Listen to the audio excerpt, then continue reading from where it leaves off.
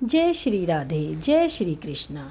मेरे प्यारे दोस्तों, स्वागत है आप सभी का आपके अपने चैनल कहानी सुनो में। आज कहानी सुनो में आई हूँ एक बहुत ही प्यारी बरसाने की राधा रानी की कृपा की कहानी लेकर, जो राधा रानी ने संत पर कृपा की। बरसाने और वृंदावन से जुड़ी ऐसी ही नई नई कहानियों के लिए जुड़े रहिए हमारे साथ। जो बरसाने और वृंदावन की सत्य कहानियाँ आपको इस चैनल पर मिलेंगी। एक संत बरसाना में रहते थे और हर रोज़ सुबह उठकर यमुना जी में स्नान करके राधा जी के दर्शन करने जाया करते थे। यह नियम हर रोज़ का था। जब तक राधा रानी के दर्शन नहीं कर लेते थे तब तक जल भी ग्रहण नहीं करते थे। दर्शन करते करते तकरीबन उनकी उम्र 80 बरस की हो गई थी। आज सुबह उठकर रोज़ की तरह उठे और यमुना में स्नान किया और राधा रानी के दर्शन को चले गए। मंदिर के पट खुले और राधा रानी के दर्शन करने लगे। दर्शन करते करते संत के मन में भाव आया कि मुझे राधा रानी के दर्शन करते करते आज 80 बरस बीत गए, लेकिन मैंने आज तक राधा रानी को कोई भी वस्त्र नहीं चढ़ाया।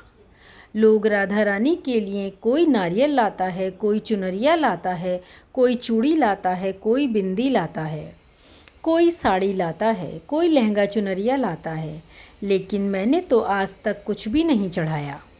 यह विचार संत जी के मन में आया कि जब सभी मेरी राधा रानी के लिए कुछ न कुछ लाते हैं तो मैं भी अपनी राधा रानी के लिए कुछ न कुछ लेकर ज़रूर आऊँगा। लेकिन क्या लाऊं जिससे मेरी राधा रानी खुश हो जाएं? तो संत जी यह सोचकर अपनी कुटिया में आ गए। सारी रात सोचते सोचते सुबह हो गई। उठकर स्नान किया और आज अपनी कुटिया में ही राधा रानी के दर्शन पूजन किए। दर्शन के बाद मार्केट में जाकर सबसे सुंदर वाला लहंगा चुनरिया का कपड़ा लाए और अपनी कुटिया में आकर के अपने ही हाथों से लहंगा चुनरिया को सिला और सुंदर से सुंदर उस लहंगा चुनरिया में गोटा लगाए। जब पूरी तरह से लहंगा चुनरिया को तैयार कर लिया तो मन में सोचा कि इस लहंगा चुनरिया को अपनी राधा रानी को पहनाऊंगा तो बहुत ही सुंदर मेरी राधा रानी लगेंगी। यह सोच कर के आज संत जी उस लहंगा चुनरिया को लेकर राधा रानी के पास चलने लगे। यह सोच कर के आज संत जी उस चुनरिया को लेकर मंदिर चले। मंदिर की सीढ़ियाँ चढ़ने लगे और अपने मन में सोच रहे हैं, आज मेरे हाथों से बनाए हुए लहंगा चुनरिया राधा रानी को ही पहनाऊंगा तो मेरी लाडली खूब सुंदर लगेंगी। यह सोच कर जा रहे हैं। इतने में एक बरसाना की लड़की लाली आई और बाबा से कहती है, बाबा आज बहुत खुश हो, क्या बात है? बताओ बाबा क्या बात है? तो बाबा ने कहा कि लाली आज मैं बहुत खुश हूँ।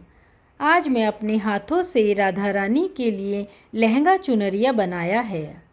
इस लहंगा चुनरिया को राधा रानी जी को पहनाऊँगा और मेरी राधा रानी बहुत सुंदर दिखेंगी। उस लाली ने कहा, बाबा मुझे भी दिखाओ ना, आपने लहंगा चुनरिया कैसी बनाई है?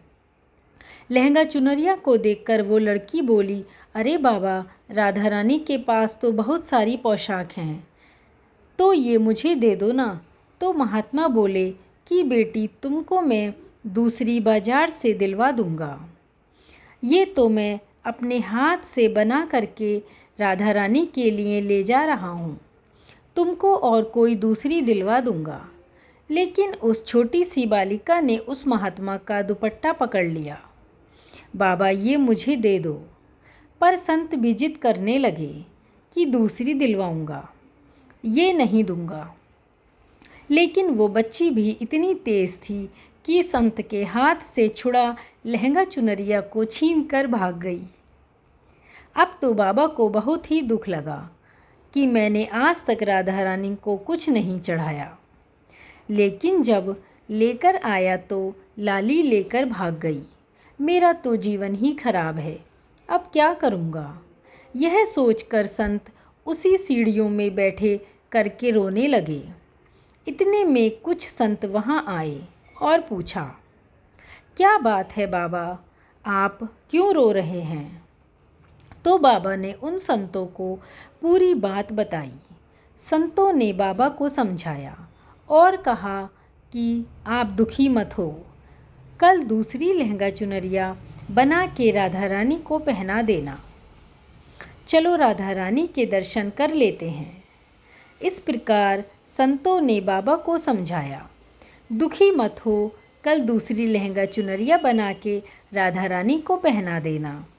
चलो अब राधा रानी के दर्शन कर लेते हैं।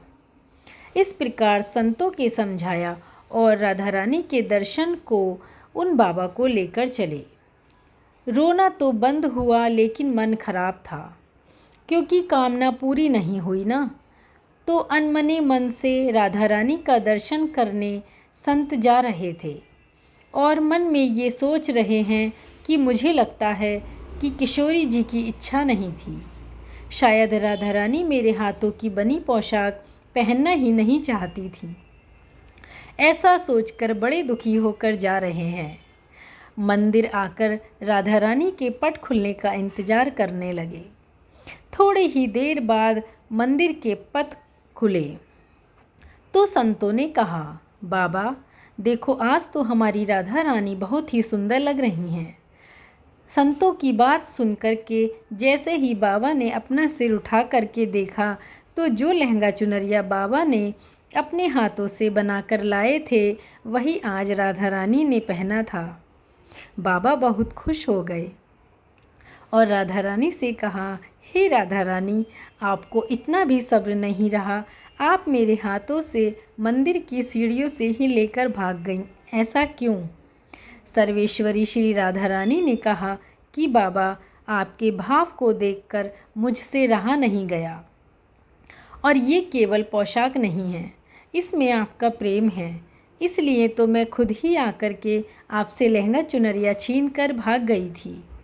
इतना सुनकर के बाबा भाव विभोर हो गए और बाबा ने उसी समय श्री किशोरी जी का धन्यवाद किया। धन्यवाद किशोरी जी, जय श्री राधे राधे, जय श्री राधे राधे।